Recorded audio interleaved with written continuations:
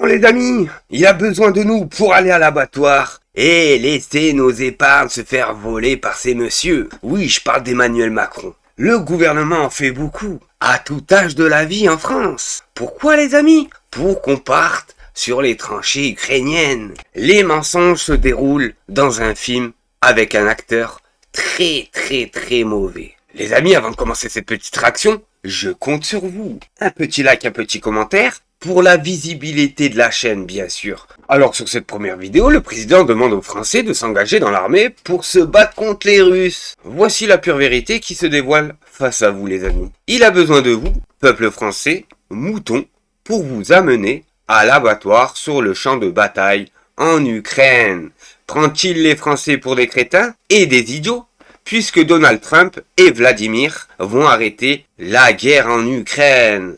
Je voudrais vous convaincre que vous avez un rôle à jouer dans ce moment, dans cette ère dans laquelle nous entrons, et que peut-être dans notre pays où depuis plusieurs années on s'était habitué à se demander ce que le gouvernement pouvait faire pour nous, et il en fait beaucoup, et je vais vous dire, on est un des pays où le gouvernement fait le plus à tous les âges de la vie. On rentre dans une époque où chacun d'entre nous doit se demander ce qu'il peut faire pour la nation française et la République. Et au fond, j'ai besoin de vous. Mais j'ai besoin de vous aussi, tout de suite, en termes plus concrets, en expliquant, en portant la conscience que vous avez du défi. J'ai besoin de vous, peut-être, si vous y êtes prêts, en rentrant dans la réserve. On a lancé un programme, une réserve, justement, soit auprès de nos armées, soit auprès de notre police, de notre gendarmerie ou autre. C'est mettre vos compétences au service de nos armées. Mettre vos compétences au service de cette mission de défense et de sécurité nationale. On a besoin de compétences nouvelles pour raffermir notre capacité à nous défendre. Et donc, aller vers la réserve. Et puis, je reviendrai vers vous dans les semaines à venir pour vous mobiliser, si je puis dire, sur différents registres. Et ben voilà, les amis, tout est dit. On est la réserve. On est la réserve. Mais ce qu'il a oublié de finir, c'est qu'on est la réserve de viande pour la Russie. De viande, de chair fraîche. Franchement, les amis, vous allez vous battre pour ces crétins, pour l'intérêt d'une poignée d'hommes, cupides et avides de pouvoir, qui se battent seulement pour leurs intérêts. Ne vous trompez pas, surtout pas. Parce que quand Emmanuel Macron vous explique qu'il a tout fait pour la France, et qu'il fait tout pour les Français, c'est une blague. Une grande blague, les amis. C'est vraiment une grande blague. Depuis qu'il a pris le pouvoir en France, c'est une catastrophe, la France. Une catastrophe. Des millions de personnes ont manifesté, des milliers de personnes ont perdu un œil. C'est pour vous dire. C'est pour vous dire. Il s'est attaqué à toute tranche de la population française. Le boulanger, le petit ouvrier, le mécanicien du coin, le coiffeur du coin, tout service public, que ça soit la mairie, que ça soit les hôpitaux, que ça soit les écoles, maternelles, primaires, collèges, lycées, fac. C'est une catastrophe. Et lui, sans bégayer, sans cligner de l'œil bien sûr, il vient nous expliquer, à nous, moutons, qu'il a tout fait pour nous. C'est vraiment une blague. Et le pire, en fait, vous voulez savoir c'est quoi? C'est qu'il y en a qui croient à ces conneries. Il y en a qui croient à ces conneries. Et là, on va parler un peu de Cyril Hanouna. On va rigoler, les amis. Cyril Hanouna qui nous envoie un tweet. Je voulais remercier les Corses de leurs accueils. C'était juste incroyable. Je vous aime et je serai toujours là pour vous. Le club était fou et le public aussi. Et c'était grâce à vous si j'ai joué peut-être mon meilleur tournoi en termes de niveau de jeu. Waouh! Hallucinant, les amis. On va voir les commentaires. Et là, on va commencer à rigoler. On a professeur Strauss qui écrit « Tu vois pas que tu es détesté partout? Tu me dégoûtes en jouant à ta racaille à 50 balais. T'es un échec, grosse merde. C'est catastrophique. Franchement, il est détesté partout en France. Détesté partout en France. » On a Evie qui écrit « Est-ce qu'il a gagné son match de paddle aujourd'hui? Alors, un nouveau jeu genre comme ça. » Alors on va voir comment il joue. Hop, regardez-moi. Regardez-le-moi. Non mais c'est catastrophique. Regarde, il a fondant. Oh là là là là là là. C'était chaud, hein. C'était chaud, les amis. Hein. Oh là là là là là là. Oh là là là là là là là là là. Ah franchement, j'ai pas envie de regarder cette merde. Et je le connaissais même pas. Franchement, je connaissais même pas ce sport avant que Cyril Hanouna en parle. C'est la vérité, c'est la vérité. Et des millions de personnes, enfin des millions de Français pensent comme moi. Ne savaient pas que le paddle existait, je vous le dis. On connaissait le tennis. Mais franchement, taper sur une balle, c'est... Franchement, là, c'est quoi? C'est une imitation de tennis. Moi, je vois que ça, les amis. C'est imitation de tennis, ça. C'est pas autre chose. C'est pas autre chose. Oh là là, c'est catastrophique. Bon, on va pas regarder tout parce que c'est catastrophique. On va voir les commentaires. Alors, on a CK qui écrit « Tu es tellement à chier, je suis mort ». On a L'Âme Sombre qui écrit « T'es nul à chier, On a vu. Ils sont tous morts de rire. Franchement, ils sont tous morts de rire. On a Gilles Grépel qui écrit les petits gros qui se croient le meilleur sportif du monde et en profitent pour flatter les Corses. C'est vrai qu'avec les lunettes de mafieux qu'il porte à la radio, il doit faire un transfert. Il devrait voir un psychiatre ou un psychanalyse, ce bouffon. Oh là là, elle est pas mal la petite photo. C'est quoi? C'est truqué ça, non? C'est pas truqué? Non mais franchement, regardez les gardes du corps. Il vous fait penser à quoi lui? Franchement, il vous fait penser à quoi lui? Et lui, on dirait pas un mafioso, wesh. Ils ont des gueules de mafieux ceux derrière, hein. Regardez ceux derrière là. Mais celui-là là, franchement, hein, cucu, hein. On est d'accord, hein. Je peux pas dire, bon, je peux pas finir le mot parce que je suis wanted. On l'a bien vu sur YouTube. Alors si je continue, bref. Et là, on va parler encore du petit Sarkozy, les amis. Il a même un avis sur le réchauffement climatique. L'héritier. Quand je vous dis qu'ils sont tous pistonnés, ces fils d'héritiers sont tous pistonnés. Un talent, ça se voit à 1000 km. Est-ce que vous voyez du talent actuellement à la télé? Il y en a plus du talent. Avant, il y en avait, vous voyez? Ah si, peut-être Vincent Lagaffe. À la rigueur, lui, il a du talent. Voilà. Mais il y en a très peu des comme ça. Maintenant, c'est que des pitres qui viennent à la télévision, que ce soit la politique ou les présentateurs TV, c'est que des pitres. Voilà, que des fils d'héritiers, des fils d'eux, tout simplement. Une nourriture généralement prisée par les écologistes. Mais si vous voulez protéger des usines d'acier, ou, puisque continuons dans votre logique d'autonomie, nos mines de charbon, nos manufactures de fer, etc., ce n'est pas exactement un message écologiste que vous prenez là.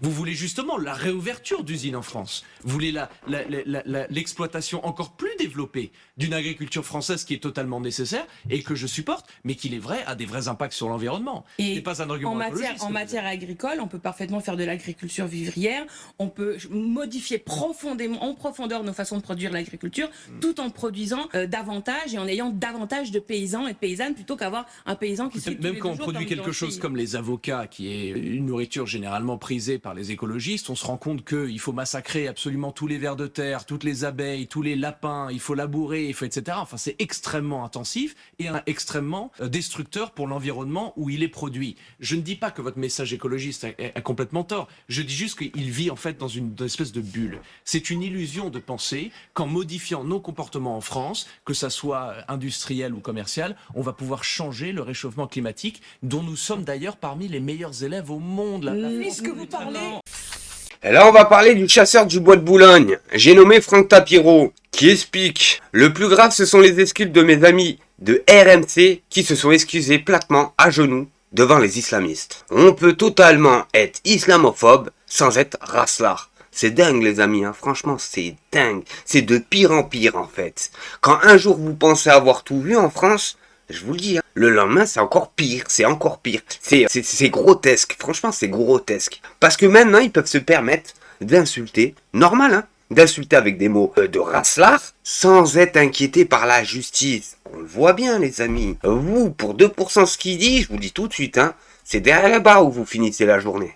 Hallucinant de voir une députée qui est en plus en charge du projet de loi contre l'entrisme des frères musulmans dans le sport et qui se fait mettre en balance avec un chroniqueur musulman qui s'estime blessé et accuse Caroline Yadan d'islamophobie. Donc depuis quand, maintenant, quand des députés présentent un projet de loi pour lutter justement pour le respect de la laïcité dans le sport, on est traité d'islamophobe. Et derrière, le plus grave, c'est pas cela. C'est les excuses de mes amis d'RMC qui ont peut-être eu peur d'une flambée et qui se sont excusés platement, à genoux devant les islamistes. Je suis désolé, l'islamophobie, je l'ai dit 10 fois ici et ailleurs, n'existe pas. Voilà, elle existe à l'envers.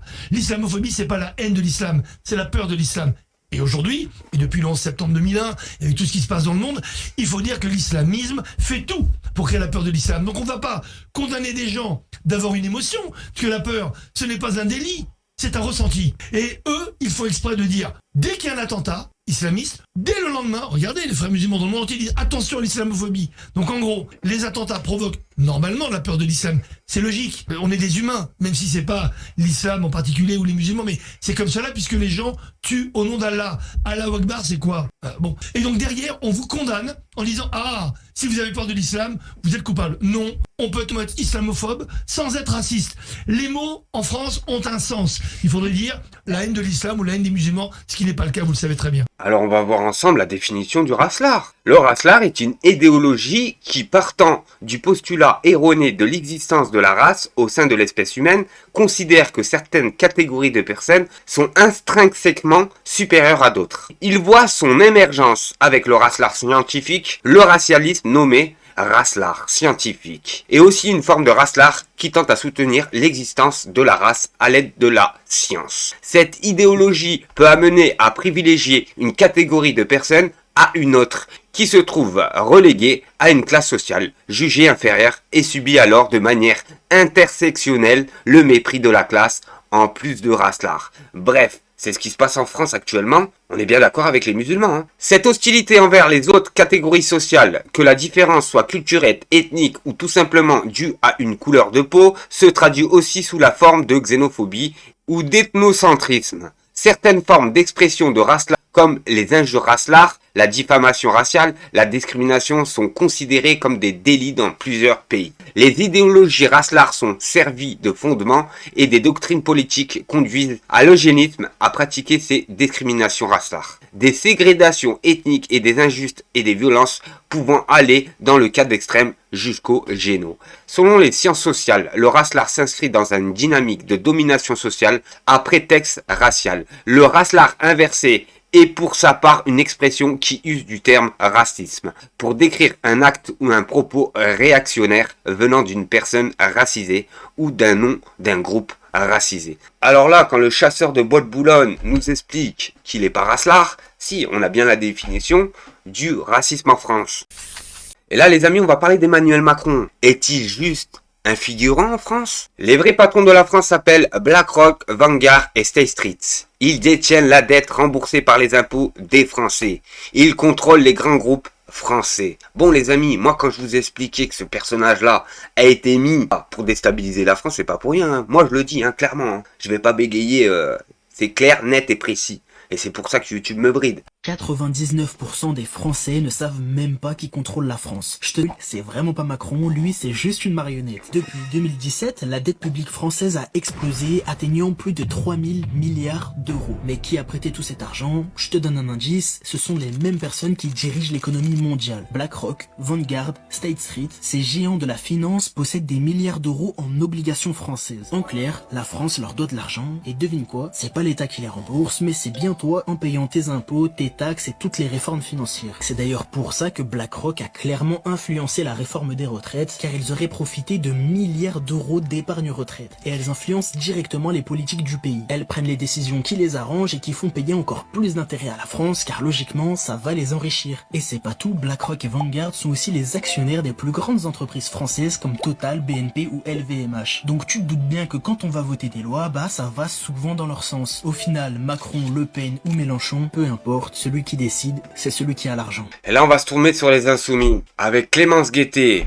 qui nous explique notre but est de former une internationale progressive. Clémence Guettet à la 5e assemblée de Podemos à Madrid aux côtés de Pablo Iglesias. Des camarades du monde entier sont présents pour unir leurs forces et vaincre l'extrême droite. Face à l'arc réactionnaire sous l'égide de Trump qui finance l'extrême droite en Europe, nous devons former une internationale progressive. L'insoumission, c'est Clémence Guettet, députée du Val-de-Marne, vice-présidente de l'Assemblée nationale. Je suis à la 5e assemblée de Podemos à Madrid. Je suis arrivée hier pour une table ronde avec Pablo Iglesias, María José Pizarro pour la Colombie et d'autres camarades du monde entier parce que c'est important de profiter de ces moments pour rencontrer les camarades, pour unir nos forces, pour comprendre quelles sont les stratégies des uns et des autres. Et en l'occurrence, il y a beaucoup de débats qui ont lieu sur comment vaincre l'extrême droite, comment reconquérir du terrain sur l'extrême droite selon les pays, selon la situation. C'est absolument essentiel d'échanger ces stratégies puisqu'il y a au niveau mondial la formation d'un arc réactionnaire sous l'égide de Trump évidemment, mais qui finance aussi l'extrême droite en Europe, allemande, britannique notamment. Et donc nous ici, le but c'est de former une internationale progressiste au regard de cette internationale réactionnaire, de pouvoir échanger nos pratiques, se connaître également, et puis venir rencontrer aussi les militants de Podemos et les insoumis d'ailleurs, de Madrid que je rencontrerai ce soir. Donc voilà, c'est un grand bonheur d'être là aujourd'hui. On est là dans la deuxième journée de ce congrès de Podemos. Il va y avoir le vote final sur l'équipe dirigeante, sur les textes d'orientation. Et donc on est là, moi, Manon Aubry qui va prendre la parole juste après moi aujourd'hui dans une autre table ronde internationale. Et voilà, on rencontre les camarades, on se donne de la force parce qu'à la fin, on va réussir à l'emporter.